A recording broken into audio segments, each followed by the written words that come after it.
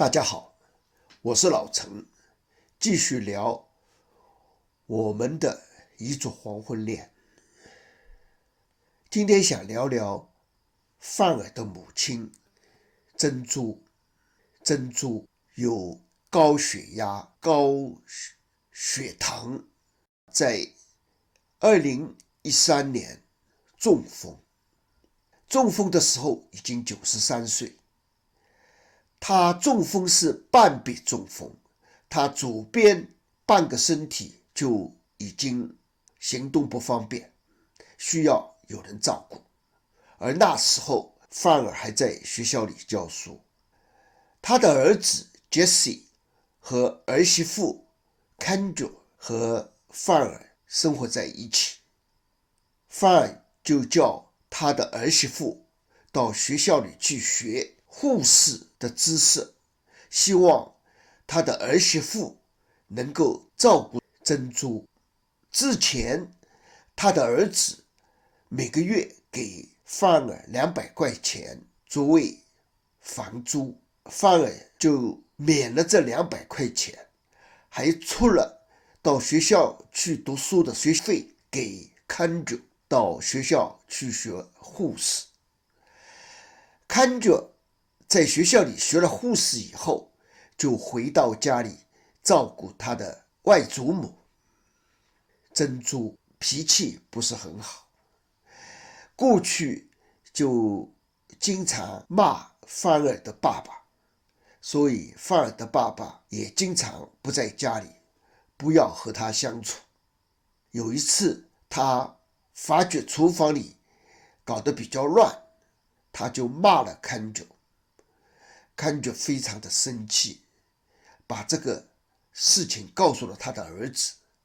他的儿子非常的愤怒，他有半年没有和珍珠讲话。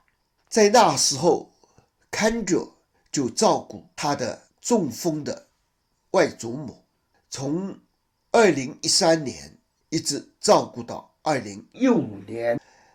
而她的老公 Jesse， 也就是范儿的儿子，是在我们家附近一家医院里的食堂里做厨师。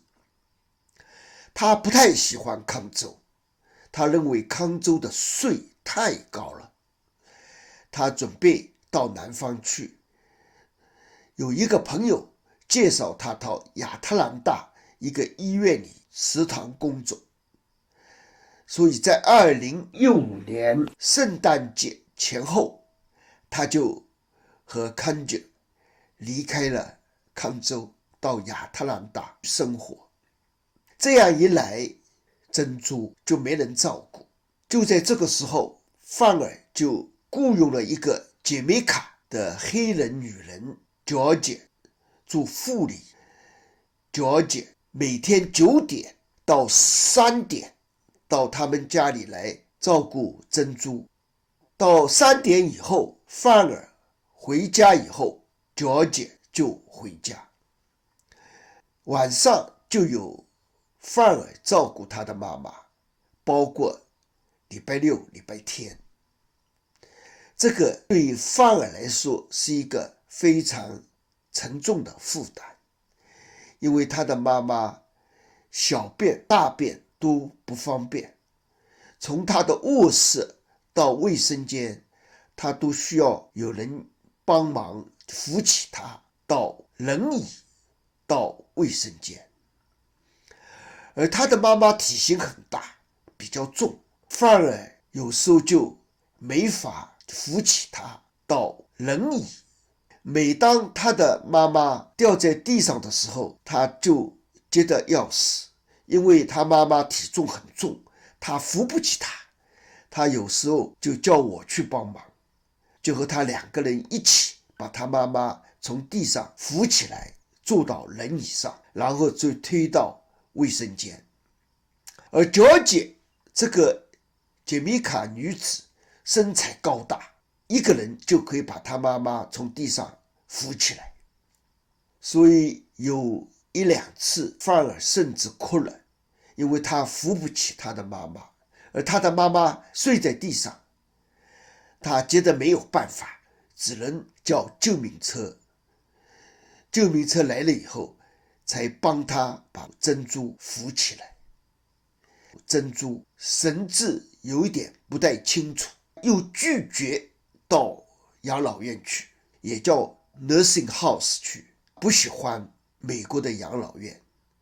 我也知道美国的养老院的服务是非常的差，我经常到养老院去送餐，我就看到很多老人，大部分是女的，男的比较少。养老院的男女比例通常是女的7成到8成，男的只有2成到3成。养老院里的有些工作人员服务是比较差的，有些的老人在叫，需要帮助，他们也顾不过来，一个人要管很多人，所以很多美国老人都不喜欢养老院珍珠，就是不喜欢到养老院去。我们中国人有一句话叫寿重正轻，珍珠也想过世在家里，不想过世在养老院里，所以他妈妈就花了他自己的钱，1个小时16块给小姐这个杰米卡女人。这是很大一笔开销，因为这个钱是不能报销的。好在珍珠有积蓄，由于他神志也不是很清楚，所以他这个钱就由范儿管理。我只记得那时候每个星期5晚，范儿就要写支票付给小姐1个礼拜的大约500块钱。养老院去就可以报销，因为美国是有 Medicare， 也就是有老人的社会补助。2015年圣诞节，他儿子和儿媳妇到亚特兰大，半年之后范儿也退休了。范儿退休以后就承担了3点以后周末照顾他的妈妈。我和他妈妈没有很多的交谈，因为他神志也不是很清楚，但是他很喜欢吃我的茶叶蛋。我在他家做茶叶蛋的时候，他每次早上都要吃2个，他认为我做的茶叶蛋很可口。